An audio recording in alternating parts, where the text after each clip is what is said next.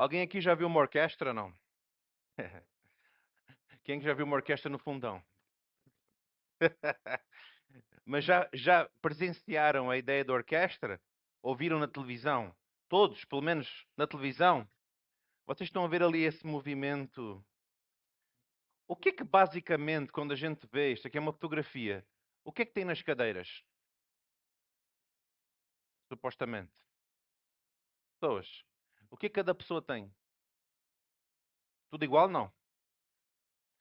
E eles sentam ali e tipo, não sei fazer som.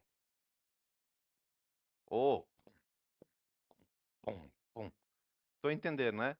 Mas precisa de alguma coisa? Mais? O que é que precisa? E se não tiver maestro, o que acontece? Se eu toco assim, eu vou tocar com a partitura e vou à minha vida, no meu instrumento, o outro fica a bater como eu quero, vai ficar desalinhado, no mínimo. Concordam comigo? Fica um pouco desalinhado. Então esta figura é um, e a percepção do todo vem dele. Eu não sou maestro, ok? Se eu falar algum disparate musical, onde é que está a Heloísa? A Heloísa tem background de piano, então ela pode me dizer se eu falar algum disparate aqui. Mas aquela pessoa ali, que está a olhar todas aquelas cadeiras, certo? Tem que falar, agora começa, agora vai, agora paras tudo, não é assim? Estou a falar aqui de uma maneira muito simples, não é? Mais um, Lavinho. E aí vocês veem aquelas cadeiras, não é? Estão a ser preenchidas por pessoas com partitura, que eles precisam fazer aquilo, não é? E ali tem vários instrumentos. E eles estão a olhar para a partitura e olham para o. E quando tudo fica junto, o que é que. Nosso mestre da acústica, da sonoplastia está aqui. Quando tudo fica, o que é que vem aos ouvidos? Qual é a palavra? Fica bello, bellissimo, italiana. A minha esposa é italiana, a Luísa é italiana, então é belíssimo, né? É italiana brasileira. Então, esta perspectiva é que eu quero pensar convosco uma coisa muito interessante. Pode ir. Pode ir mais um. Só para ver. Ah, ok. Só uma pausa. Aquilo está preto. Consegues meter branco ou não? Mesmo que demore alguns minutos. Está bem? Então podes deixar no maestro lá, Levi, por favor. Não sei porque é que ficou preto, mas pronto. Se conseguires, depois para ficar melhor aqui na projeção. Orquestra, acompanhe o meu raciocínio. Orquestra, pessoas, cada um toca um instrumento. O maestro vem, junta todos os instrumentos e fica belíssimo. Grazie mille. O capítulo 17 de João na Bíblia, também ele é belo, mas tem alguns versículos que são mais profundos, que nos trazem a ideia daquilo que já está a ser dito desde o início que nós começamos aqui, às 10 horas. E é algo que nós já temos falado semana passada. É algo que de vez em quando anda aqui à nossa volta, que é unidade. Unidade. A unidade cristã é um dos fatores importantes para a vida da igreja. Uma das marcas da queda, o que é a queda? Lá em Gênesis 13. O que aconteceu em Gênesis 3? Rapidamente, numa frase. O que aconteceu em Gênesis 3? O que é que entrou no mundo? O que é que entrou? Então, essa palavra. Por isso é que nós chamamos da queda. Havia comunhão plena com o Senhor. Aí houve a queda. É uma palavra que a gente usa. Está em Gênesis 3. Aí houve um distanciamento. Então, uma das marcas da queda em nós é a dificuldade que temos de conviver pacificamente uns com os outros. Os relacionamentos quase sempre resultam em conflitos. Quase sempre. Que vão dos menores até guerras mais sangrentas. Para alguns, a solução tem sido o isolamento ou individualismo. Não sei quantos de vocês já ouviram coisas assim. Não, não, eu acredito em Jesus, mas eu não acredito na igreja, na instituição. E eu não me relaciono com ninguém também. Alguém já ouviu esse tipo de discurso? Isso é um dos. Isso é um dos discursos. Então, a queda fez assim um efeito em várias áreas. Mas nós estamos a falar desta parte do homem. Nós, homem eu digo homem e mulher. O que é que foi? Já está? Está bem. Espera aí, segurei um pouco, Levi. A igreja tem uma natureza essencialmente coletivista, coletivo, ok? E a falta de unidade resulta quase sempre em fracasso na tentativa de ser igreja. Por isso, é preciso entender e viver a unidade, sabendo o quanto ela é importante. Jesus pediu ao Pai em nosso favor para que nós fôssemos perfeitos em unidade. Jesus pediu isso. E a unidade vai nos proporcionar benefícios. E eu queria, nesta manhã, partilhar alguns com eles. Levi, podes pôr o primeiro. O primeiro benefício da unidade. Mas espera aí, antes de colocares o primeiro benefício, vamos ler João 17. Não é todo. Não é todo. Quem tiver Bíblia pode abrir o telemóvel, se não, por favor, projeta ali. João 17, 17. Podemos começar aqui, verso 15, 16. Ok, vamos apanhar aqui o comboio. 15. Não peço que os tires do mundo, mas que os guardes do maligno. 16. Assim como eu não sou do mundo, eles também não são. 17. Que eles sejam teus por meio da verdade. A tua mensagem é a verdade. 18. Assim como tu me enviaste ao mundo, eu também os enviei. 19. Em favor deles eu me entrego completamente a ti. Faço isso para que de facto eles também sejam completamente teus. 20. Não somente por eles, mas também em favor das pessoas que vão crer em mim por meio da mensagem deles. 21. A chave. E peço que todos sejam um.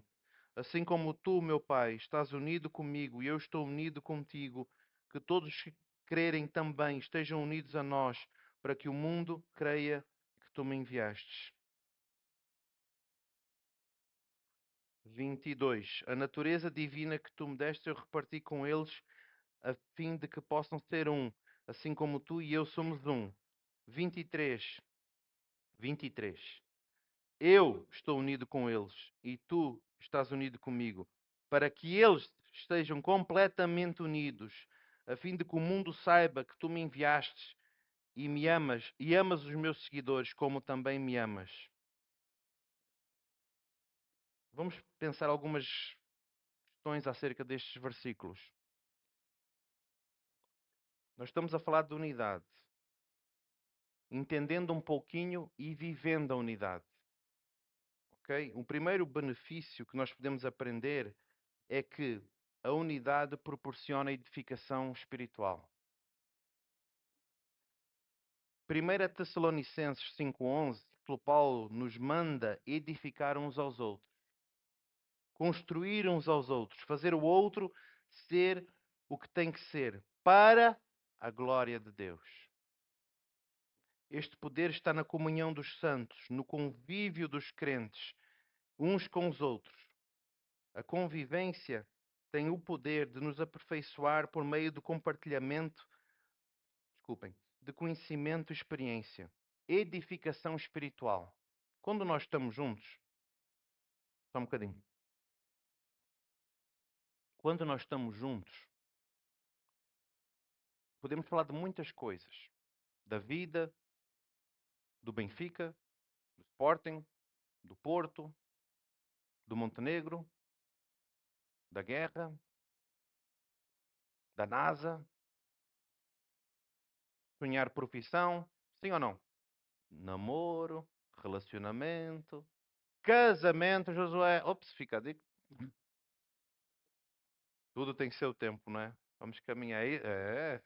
Ó, próximo casamento, Tiago e a Clara vão apoiar. Não é?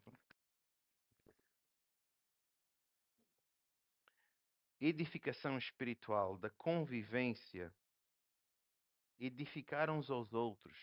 Edificar uns aos outros significa passar a mão na cabeça. Vocês entendem essa expressão? É, olha, edificação espiritual, a unidade, vem da unidade para a edificação uns aos outros, tem que estar perto. Como é que eu vou edificar alguém se eu não estou perto? Entendem isso? A unidade. O primeiro ponto, de facto, é construir. A gente está a construir coisas. Por isso é que nós falamos em janeiro de 2026. Juntos nós crescemos. Tem que estar junto. Pastor, mas tem que estar junto para pintar a parede? Também, mas é só isso? Não. Tem que estar junto no grupo na sexta-feira? Sim, mas é só isso? Não. Tem que estar junto aqui no domingo? Sim, mas é só isso? Não. Mas tudo isso colabora, ok? Tudo isso colabora. Então, essa proximidade de vínculo é um dos pontos também que gera comunhão, gera companheirismo. Eu estou a ler um livro que o capítulo é muito interessante. Eu achei assim extraordinária a maneira que o autor colocou o nome do capítulo. Companheirismo inconfundível. Aquilo me apanhou assim de tal maneira como se fosse, parece uma coisa óbvia, mas teve vários dias eu fiquei em 3, 4 páginas. Por causa que estava, sabem como a vaca fica a ruminar? Então eu fiquei a mastigar aquela. Eu não tinha pressa de ler mais. Eu fiquei a olhar para aquilo e lembrando dessa questão da unidade. Querem ver um exemplo prático? Quando estamos perto, perto não só por afinidade, mas perto por preocupação, por amor, por carinho, pela palavra. Entendem o combo aqui, o pack? Chega num tal ponto que eu posso abrir o frigorífico e tirar o leite e levar lá na mesa e a casa não é minha. Entenderam o nível de companheirismo inconfundível que eu estou a dizer? Chegar assim em níveis em que, claro, há respeito, há tudo isso, mas isso cultiva-se como a agricultura, cultiva-se, edifica uns aos outros, chegar nesse nível. Mas também nos proporciona outra coisa, a unidade proporciona quebrantamento e transformação.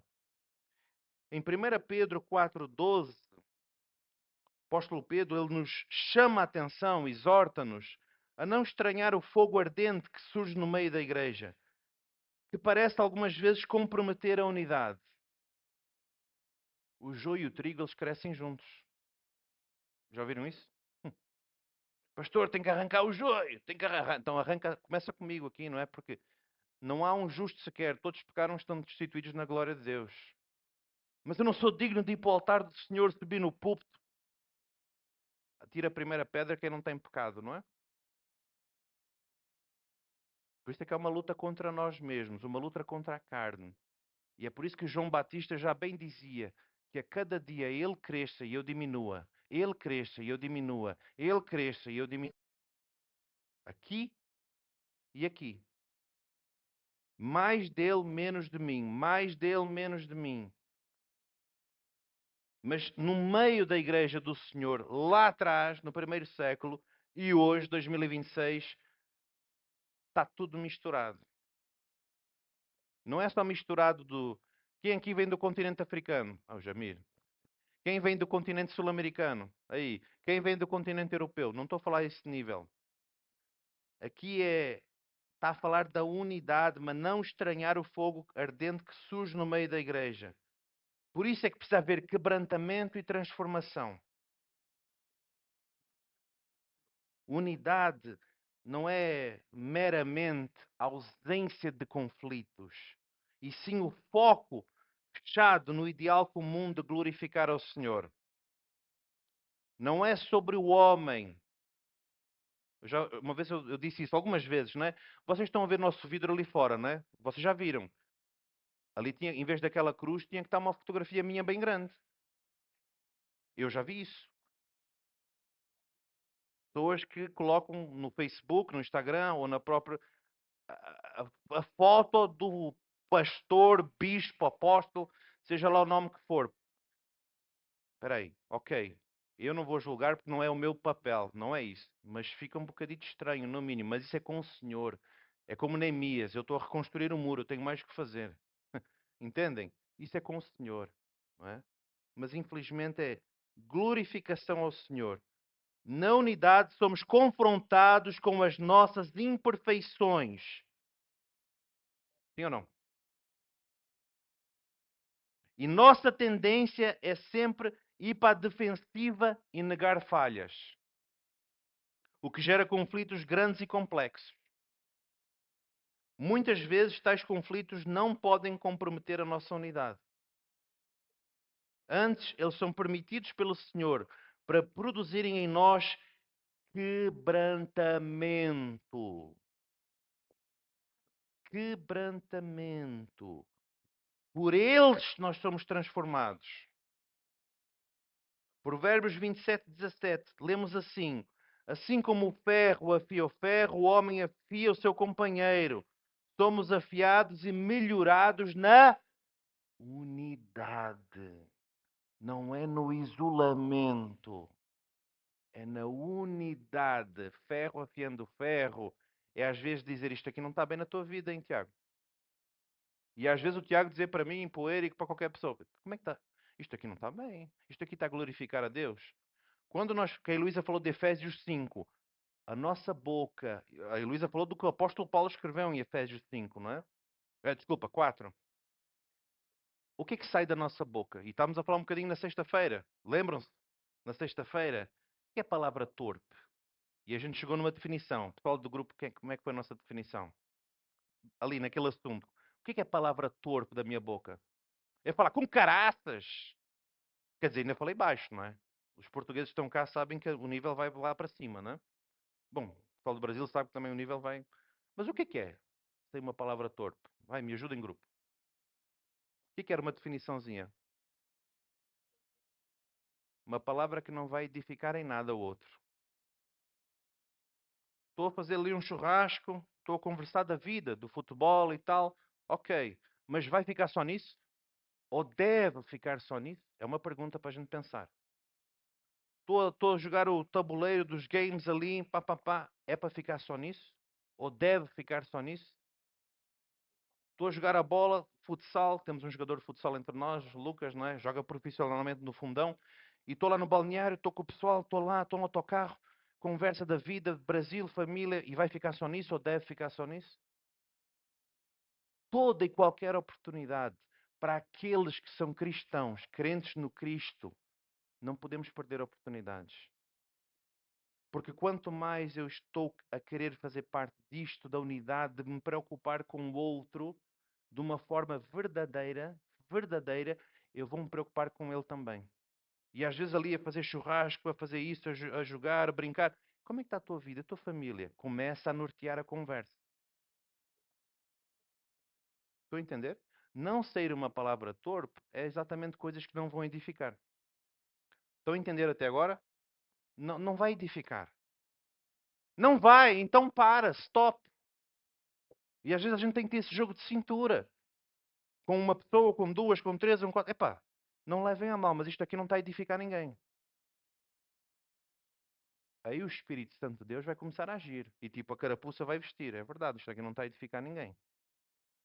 Então o que é que vai edificar? Palavras de encorajamento, de esperança, de preocupação, de autenticidade. Um outro benefício, a unidade proporciona prestação de contas e santificação. Tiago 5,16 ensina-nos a confessar os nossos pecados uns aos outros, dentro do ambiente da unidade. Pois nesta prática o Senhor derrama um poder natural de cura e vitória sobre o pecado. Desde que nós começamos a falar e a orar sobre isso, Senhor, que no nosso meio, não é que revela, mas que a gente dê passos para o que está a acontecer aqui em Tiago 5,16. Confessar num ambiente seguro, ético, claro, não é? Vamos colocar no publicar o Tiago disse que o pecado dele é esse, o pecado de estigmação. Vamos colocar no Jornal do Fundão. Não, nada disso. Esqueça. Mas o ato de confessar, o ato de arrepender-se, humilhar-se, render-se ao Senhor em primeiro lugar e dizer assim: eu não quero mais isto. A gente está a pisar na cabeça do diabo. Porque Satanás é o maior interessado em destruir a nossa vida. Mas nele somos mais que vencedores e temos a vida no Senhor. Mas só para lembrar-nos que o papel do inimigo é João 10:10. Ele veio para roubar, matar e destruir. Destruir famílias, destruir sonhos, destruir pessoas, destruir autoestima, destruir tudo. Depressão, e vai fazer o caminho para Judas. Estás a ver o que tu fizeste, Judas? Estás a ver? Agora pelo menos tem coragem, vai lá e mata-te. O inimigo. A gente não vai falar do inimigo, mas é só para a gente não perder. Então este confessar, ele vai gerar uma prestação de contas e santificação. Não tem como não ser assim. Muitos entendem que ninguém tem a ver nada com a vida deles. Há ou não há um pensamento assim? E eu estou a falar do ser humano, não estou a falar de nacionalidades. Estou a falar do ser humano. Muitos entendem que ninguém tem nada com a vida deles e por isso acreditam que não precisam prestar contas de nada a ninguém. Esse estilo de vida autônomo é uma das grandes tragédias da vida humana. Ninguém pode ser juiz de si mesmo, pois se for, estará só e totalmente vulnerável. Entenderam? Eu gosto muito desta palavra em inglês, accountability, a profundidade disso, que é nas empresas, os meus colegas aqui não têm o accountability, não têm que ter uma prestação de contas a nível de o que se passa, para onde estamos a ir, o que é que eu fiz, o que é que eu estou a desenvolver, ou o que é que eu estou a trabalhar. De modo geral, existe isso. E se tu não fizeres? Eu não estou aqui a comparar nada com a Bíblia neste momento, só estou a fazer uma pergunta no nível corporativo. E se tu não fizeres isso? O que acontece? Pá, estou aqui, eu estou a minha vida, eu sei fazer, mas eu não vou prestar com accountability para ninguém. O que acontece? Experimenta. Prova aí a cereja do fundão. Prova aí fazer sem accountability, sem prestação de contas. Vamos ver o que acontece. A unidade é tão forte na Bíblia. Ninguém faz nada sozinho. Ninguém faz nada sozinho. Por isso é o corpo. A Heloísa, muito bem, não é, meu xará? Viana. Fernando Viana, meu xará. Eu não tenho todos os dons. E eu também não quero ter, porque os dons estão no corpo todo. Isso é bonito, porque isso é a igreja do Senhor. E Ele distribui os dons entre os membros para a edificação da igreja que é dele, não é do homem.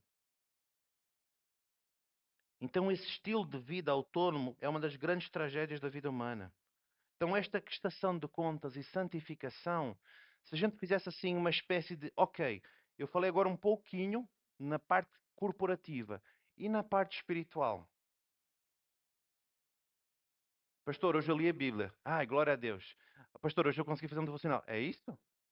É isso que é prestação de contas? Pastor, hoje eu quero fazer um workshop para aprender a mexer na mesa de som.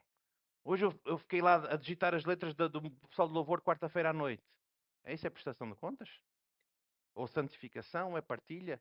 O que é que a gente está a falar de Tiago 5,16? É vida. Lembram-se do companheirismo inconfundível que eu disse? Está tudo ligado. Está tudo ligado.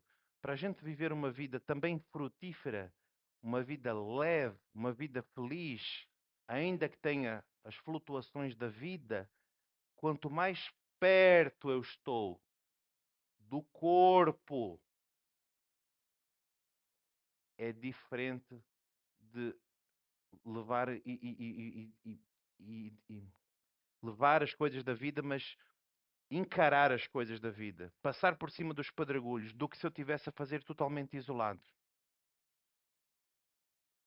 Porque não é isso. O Senhor é tão bom conosco que Ele diz assim: Tiago, se quiseres ir à tua vida, eu estou a dar-te exemplo, estás aí a pé, estás em pé, e eu também estou em pé, então a gente está a ver, ok? Está bom, Tiago? É que estás em pé, eu estou em pé, a gente está a ver. Tu, Tiago, dizer: tá bom, sim, pastor, ok, mas eu vou à minha vida. Agora, o pai amoroso, quer que tu vás à tua vida da tua maneira? o plano que o Senhor tem, o propósito, o casamento, família, filhos, dons, talentos, crescer no Senhor, crescer na palavra. Entendem o que eu estou a dizer? Ter um direcionamento de vida. Eu quero ser, por exemplo, um advogado segundo os valores do reino de Deus. Eu quero ser um dentista missionário. Vocês entendem o que eu estou a dizer? Todo o propósito está aqui. É essa intimidade com o meu Pai, o Senhor, e ao mesmo tempo com os irmãos na fé. Essa unidade e essa prestação de contas e santificação, como eu estava a dizer, quanto mais isso acontece, é sem sombra de dúvida, não vai acontecer isto que está aqui, que é uma das grandes tragédias da vida humana, não é? Que ninguém pode ser juiz de si mesmo, pois se for, estará só e completamente vão. E quando a gente começou a falar disso no início do ano, fevereiro, para aí, epá, começou a aparecer coisas, pode parecer mal, mas é graças a Deus. Porque é como se fosse, vamos lá, vamos começar a tratar, vamos ajudar, vamos caminhar, vamos e vamos e vamos. Então já tem casos que já tem acontecido isso que estamos aqui a falar de Tiago 5,16. Confissão de pecados. Adultério, pornografia, masturbação, todo, mentira, fornicação, tudo que está descrito na palavra. Tudo que está lá. A pessoa vem e fala com a boca. Eu tenho dificuldade e chora. Porque não quer mais isso.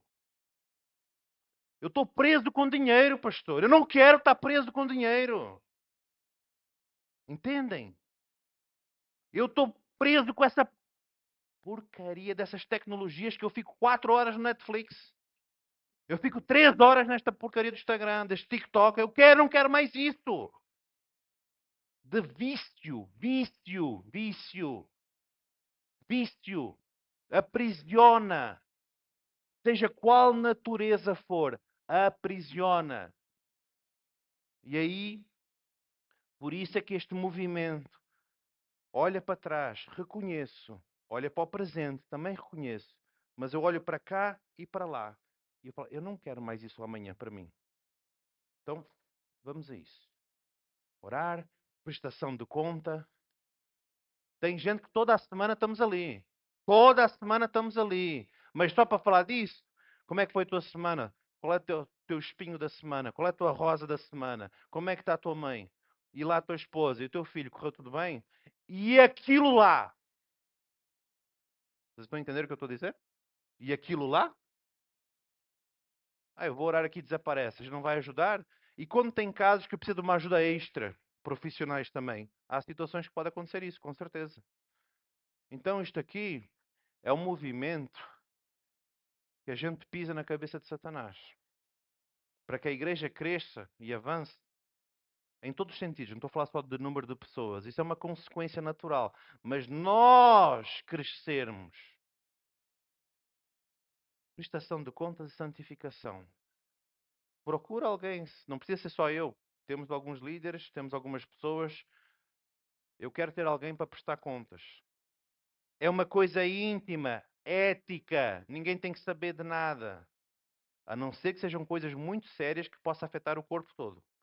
Aí, claro que há situações que a gente não gostaria não é que existem, mas eu digo assim, de se está a afetar de alguma maneira, aí é um outro patamar, é uma outra fasquia, não é? Mas quando é uma coisa individual, uma coisa da casa, eu, a minha esposa, eu com o meu filho, eu sozinho, vamos lá, vamos lá. Estamos a terminar. A unidade proporciona um ambiente para exercitar o amor fraternal.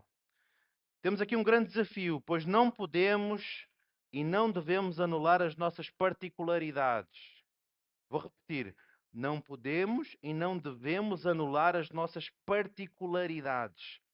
Temos muitas diferenças em várias áreas. Em maturidade, em cultura, em percepção, em conhecimento, em personalidade, em origem, em condição social, etc. É exatamente nessa diversidade que o amor verdadeiro se expressa. O desafio consiste em entender e viver a unidade na diversidade. E aqui também podemos ampliar, a nossa diversidade também é cultural. A nossa diversidade também é de nações. E graças a Deus por isso. Porque todos os povos, tribos, línguas, nações vão adorar o Senhor. O projeto do Senhor é global, não é local, é global. Portanto, por isso nós estamos ali fora. Lá vai um mote, o nosso marketing, né? Das nações para o fundão, do fundão. O ambiente para exercitar o amor fraternal. E o ambiente muitas vezes de trabalho. O ambiente muitas vezes que nem estávamos aqui ontem, os trabalhadores de ontem, alguns estão aqui, né? Já falamos isso lá no nosso grupo da equipa de ministérios da igreja, mas foi um dia intenso de trabalho. Vocês estão a ver algumas mudanças e temos coisas visíveis maiores e temos coisas menores. As maçanetas das portas, casa de banho. Lá em cima o bazar está completamente. Olhem para aqui, vocês não estão a ver, né? Mas aliás, já montamos o armário, tiramos, despachamos madeira para abençoar outra pessoa. Ali aquilo estava assim meio para cá, já arrumamos tudo aquilo ali também. O nosso cantinho ali em cima, vocês devem ter percebido que temos menos um buraco agora. Tinha um buraco de infiltração ali, já não há mais nada, é uma parede agora ali em cima. Estamos a montar a nossa biblioteca, um espaço ali de sofá. Estão a ver? Pensando no coletivo, tentando pensar. E às vezes numa cabeça só não pensa em tudo. Vem o Igor com uma ideia, pá, não tinha pensado nisso. Faz sentido por causa disso, disso, disso, no todo. Obrigado. Às vezes vem outra pessoa com uma, pá, mas a gente pensar assim pode ser mais fácil, não é? Aqui as coisas da limpeza a gente coloca nos arrumos, é mais fácil a logística. Olha, boa. Então pequenas coisas que, estando junto o ambiente também, a gente pode ficar exercitando o amor, porque pode pensar assim, não era bem o jeito que eu queria e foi do jeito dele, mas olha, não é por mim. Exercitar o amor fraternal no ambiente também é isso, que isto tudo é do Senhor, pelo Senhor, é os movimentos que estamos a fazer, as crianças, os júniores, bazar, a Heloísa falou, coisas que estamos a dar passos, enfim, este movimento, o amor fraternal. O suportai-vos, essa ideia do suportai-vos também falamos um bocadinho na sexta, né? Onde é que está a Jéssica? Estás aí com a Sara, né? Antes da Sara estar no teu colo, ela estava aqui.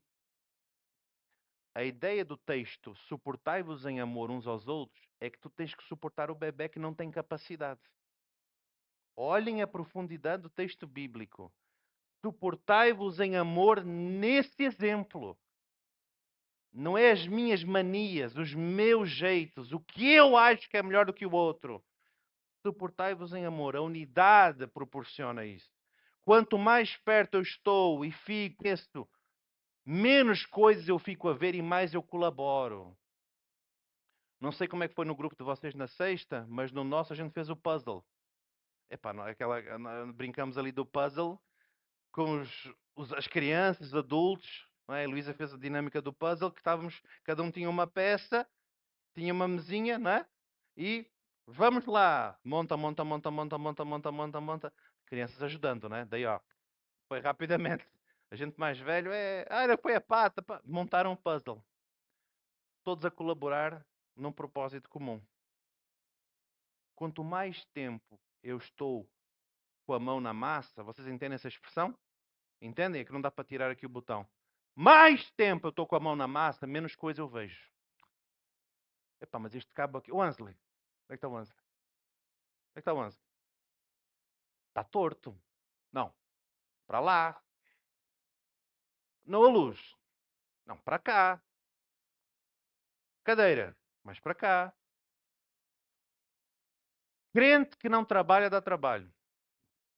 Alguém já dizia isso numa expressão de conversa. Conversa às vezes de pastor, amigos. Crente que não trabalha, dá trabalho. Fica coarado, fica com a mão na massa, no corpo. Cada um no seu dom, talento, cada um, mas está todos com a mão na massa. Alguém está aqui? Está a entender o que eu estou a dizer? Uns pintam, outros colocam isto, outros vão lá para cima, outros arrumam ali com o coração para pessoas, novos convertidos, gente que pode vir buscar uma roupa, recebe uma oração, começa a conhecer, quer saber da fé. Vem uma pessoa, não é, Paulo? Passa aqui, eu fui impelido. Impelido é como se fosse assim, eu não quero entrar ali, mas eu tenho que entrar ali. Impelido pelo Espírito Santo é assim, eu estou a ser levado para lá. Foi ou não foi, Paulo?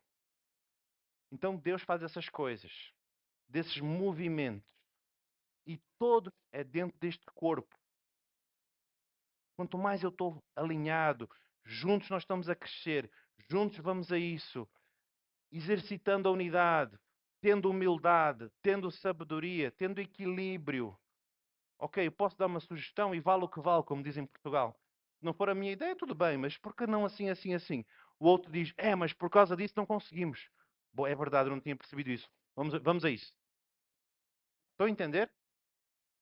Às vezes podemos perder tempo, perder energia, perder fôlego, perder até mesmo a nossa vida espiritual com coisas secundárias e para baixo do que o foco principal. E quando tudo isto colabora, é unidade na diversidade. E por fim, a última coisa, um benefício da unidade. Ela abre portas, ela viabiliza, proporciona o cumprimento da missão. Qual é a missão? Agora é para os da casa. Tá bom? Paulo, fica tranquilo. Não é que não és da casa, mas para os da casa, os crentes, os cristãos. Qual é a missão?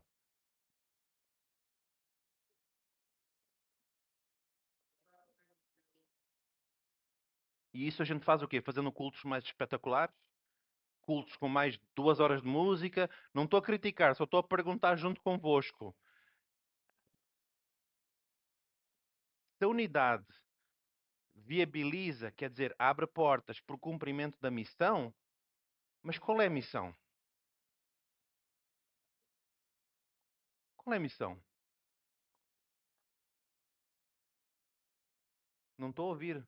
Mateus, texto bíblico, Mateus 20.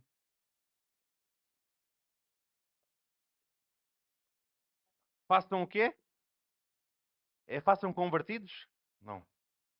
Não é façam convertidos. Façam só portugueses? Também, né? Também. Mas não só. Mas não só. Por onde? E estamos sozinhos nessa missão? Quem é que temos lá? Quem é que está connosco na missão? Quem? Ok. Então a missão é minha ou dele? Quem é que nos amou primeiro? Quem é que depois da queda de Gênesis 3 viu e falou: eu quero me relacionar com um homem? Adão, onde é que tu estás? Quem é que tem a iniciativa desde o Antigo Testamento até no Novo de reconectar com o homem? A missão redentora dele, de redenção dos povos. Nós temos é o privilégio de entrar no comboio com ele e fazer isso. Porque ele não precisava de nós fazer isso. Então essa questão de nós sermos os seus discípulos neste lugar, pregando, testemunhando, edificando, até mesmo os próprios crentes na fé. Levanta, meu! Dá um up! O teu ânimo, a tua alegria, o teu fôlego, o teu sorriso, o teu abraço. Essa paixão, entusiasmo, a gente não deveria perder. Eu sei que pode ter dias assim e assim, eu não me esqueço disso. Mas, de modo geral, não podemos perder essa paixão, esse entusiasmo. Primeiro, para glorificar o Cristo que ressuscitou. Morreu por mim, mas ressuscitou, está vivo e vai voltar para buscar a igreja dele. Até que ele venha. Cumprimento da missão. Então, a unidade, se vocês forem lembrando um bocadinho que eu fui falando, vai proporcionando coisas para o próprio corpo, para a própria igreja, ficarem firmes. Para que depois seja viabilizada a missão. Porque como que eu vou falar do Cristo ou de Cristo, eu nem sei quem que é Cristo para mim. Eu vou falar do quê? Ou eu vou dar um testemunho do quê? Ah, 20 anos atrás, e agora, 2026, quem é Cristo para ti? Quando isso começa a mexer dentro de nós, é. Eu tenho lá o João que trabalha comigo, está perdido na vida, precisa de Jesus, como também já precisei, mas o que é que eu vou falar para ele? A unidade viabiliza também isso. Ser impulsionado, encorajado, não perdendo oportunidades. E digo mais, se isto tudo funcionasse de uma maneira natural e genuína e autêntica, a gente às vezes não precisava ficar sempre a lembrar, a lembrar, a lembrar, a lembrar que a gente... Vamos lá, pessoal, não vamos dormir no comboio. Estão a ver? A unidade proporciona isso. Viver em unidade não é apenas benéfico para nós no ambiente da igreja, mas também gera um poder extraordinário no serviço ao Senhor. E por si só consiste num testemunho eficaz aos da obra de Deus. Jesus disse na oração: para que o mundo creia que tu me enviaste. Ou seja, a unidade da Igreja do Senhor é um fator imprescindível para um testemunho eficaz diante dos homens. Homens. A unidade envolve pessoas diversas na formação de um corpo bem articulado. O corpo, vivendo em total harmonia. Lembram da orquestra? Total harmonia. O Maestro, Jesus Cristo, nós estamos todos ali sentados. Mesmo sendo tão diferentes, precisamos ser um, ter o mesmo propósito, observar a grandeza do que nos une, junta, não é? E colocar de lado tudo aquilo que nos separa. Fomos resgatados das trevas e reunidos na igreja, que é o corpo de Cristo, para entendermos e vivermos a unidade, para a glória do Senhor, para a glória dele. Eu queria terminar com isto. Isto foram alguns benefícios de entendendo e vivendo a unidade. Como é que eles vão saber que somos um? Quem que são eles? Todos, à nossa volta.